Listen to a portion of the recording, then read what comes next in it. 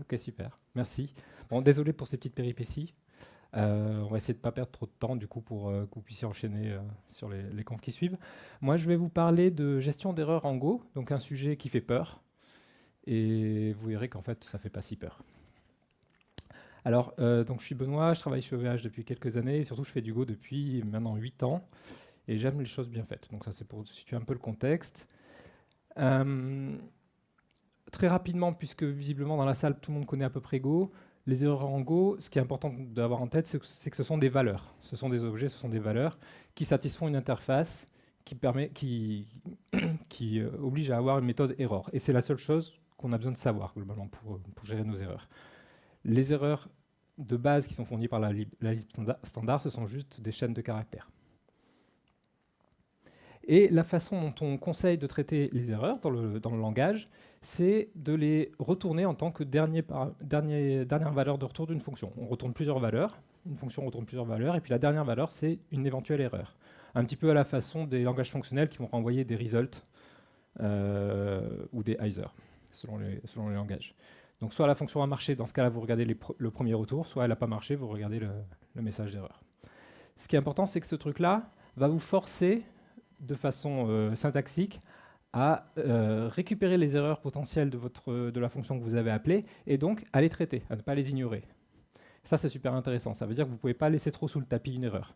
Alors, ce n'est pas forcé dans tous les cas par le langage, mais vous avez beaucoup de linters qui derrière vont vous dire attention, là, tu n'as pas géré cette erreur-là.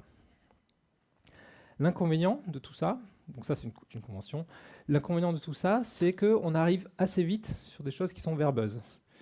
Et si vous avez déjà discuté avec des gens qui n'aiment pas Go, ou peut-être même juste vous, au début, quand vous avez vu les premiers éléments du langage, vous vous êtes dit « Ouais, c'est quand même un peu lourdingue tout ça ». Alors d'un côté, c'est vrai. D'un autre côté, pour moi, c'est pas vraiment un problème, en fait, ce truc-là. Et c'est ça le message que je voudrais passer aujourd'hui, c'est de se dire que cette gestion d'erreurs systématique, certes, elle prend des lignes de code, mais en fait, ça nous oblige à gérer les erreurs, ça nous oblige à les gérer intelligemment, à en faire quelque chose. Qu'est-ce qu'on peut en faire? On peut en faire du log.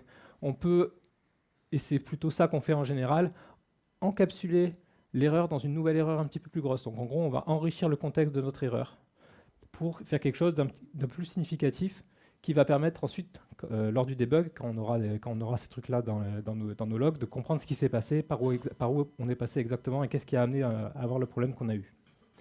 Et puis à la longue, pour tous ceux qui font du Go depuis un petit moment comme moi, en fait ces trucs-là on les voit plus. Au contraire, enfin, ça devient automatique. En fait, le if-R il nous perturbe plus. Donc pour moi, ce problème-là, c'est un faux problème. Alors, ceci étant, comme il y a quand même eu pas mal de plaintes, on a une version allégée qui a été proposée. Ça, c'était à l'époque de Go 1.15, donc il y a 3-4 ans. Il y a un try qui a été proposé, un petit peu comme le point d'interrogation en Rust. En gros, si la fonction que j'appelle, elle échoue, je m'arrête direct, je remonte mon erreur sans faire de chichi. Donc ça fait un code qui est beaucoup plus compact, très intéressant, mais là, je perds cette possibilité d'enrichir mon contexte ou de rajouter du traitement d'erreur quand elle se produit.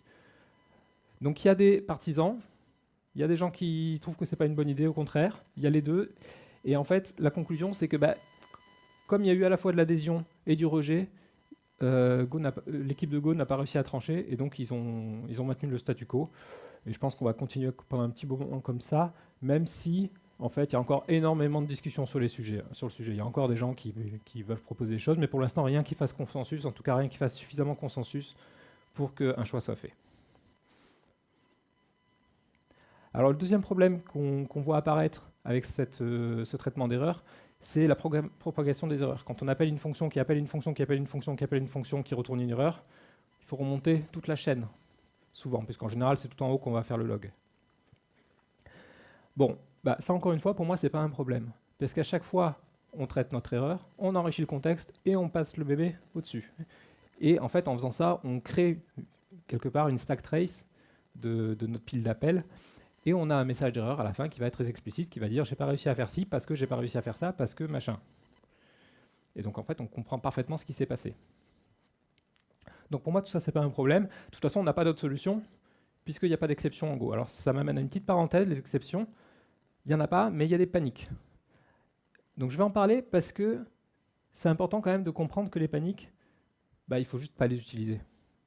Je pense que ceux qui font du Go depuis quelques années penseront comme moi, et pour les autres, bah, évitez-les. Les paniques, ça ressemble à des exceptions, mais ce ne sont pas des exceptions, c'est beaucoup plus lourd.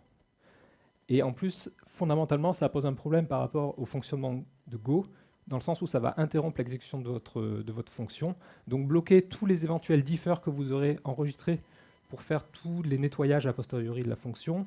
Ça va, au niveau du garbage collector, ça va compliquer les choses aussi. Bref, c'est lourd. En plus, une panique, c'est juste une chaîne de caractères, souvent, c'est pas typé. Donc, il ne faut pas générer de panique. Dans aucun cas. Donc, les paniques, pourquoi il y en a? Il y en a parce que, bah, quand même, il y a des fois où il se passe des trucs qui étaient vraiment, vraiment imprévisibles. Ça arrive.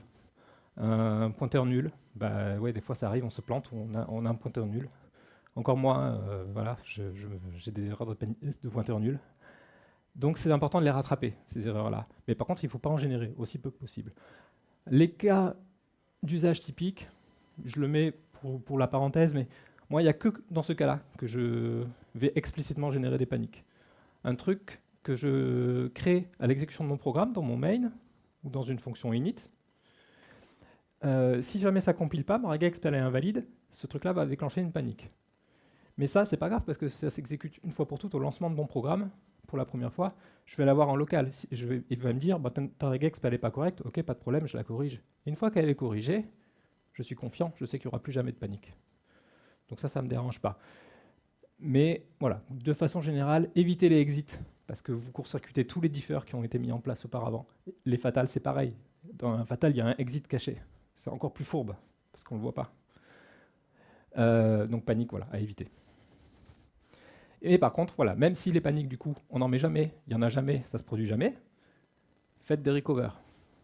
Tous ceux qui, comme moi, ont codé des serveurs web savent à quel point c'est important d'avoir un middleware de recover dans votre serveur, parce que sinon, la moindre go-routine qui panique parce qu'il y a eu un problème va crasher l'intégralité de votre serveur. Donc là, il n'y a plus rien. Ah, zut, j'espère qu'il n'y a pas de mot de passe. Non, c'est bon. Bon, revenons à nos moutons. Vous n'avez pas l'image.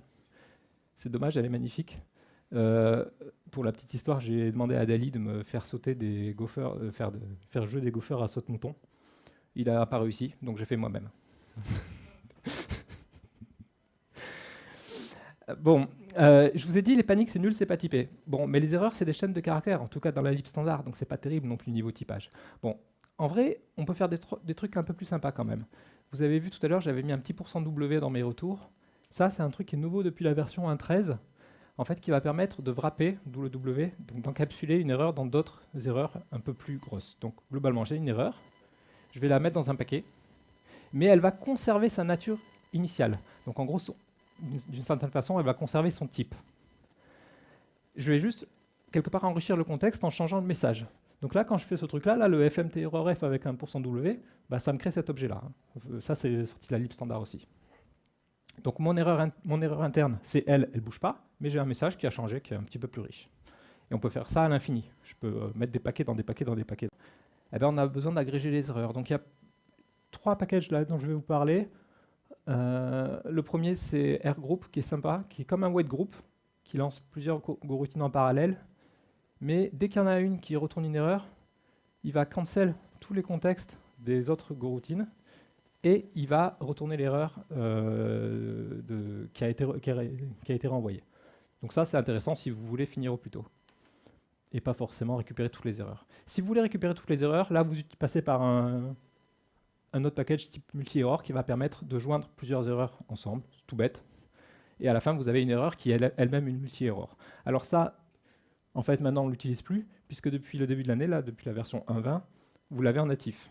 On a un multi-error quasi natif. Vous pouvez join des erreurs. Donc là, oui, avec le Go multi-error, c'était un truc vraiment linéaire. On empilait des erreurs. Là, maintenant, on a une structure arborescente qui correspond plus à la pile d'appels. Moi, j'aime bien cet aspect-là. Ça permet de reconstruire un petit peu la pile des appels. Et ce qui est intéressant aussi, c'est que les erreurs conservent leur nature. Donc là, le is, il marche encore sur une erreur qui est à l'intérieur de mon arbre. Dernier point très rapidement, le réseau, quand vous faites des API, vous retournez des erreurs. Les erreurs natives, ce sont des structures avec des champs privés.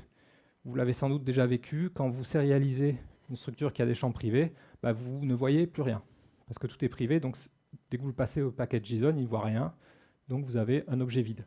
Bon, bah, renvoyer ça sur le réseau, ça ne va pas beaucoup vous aider, donc attention, si vous avez besoin de renvoyer des erreurs sur le réseau, de les sérialiser, désérialiser surtout, passez par vos propres types à vous, qui vont se sérialiser correctement, se désérialiser correctement pour régénérer un objet erreur derrière.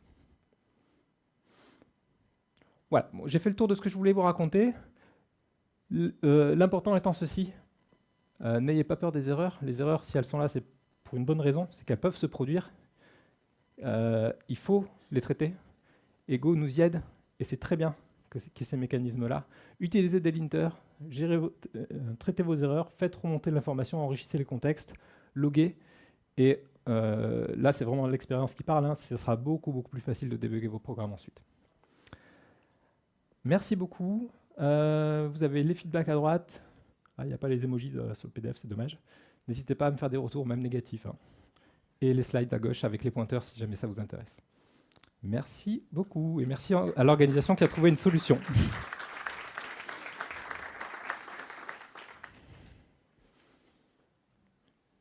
Je pense qu'on n'a pas le temps pour les questions, mais je reste un petit peu par là si vous voulez.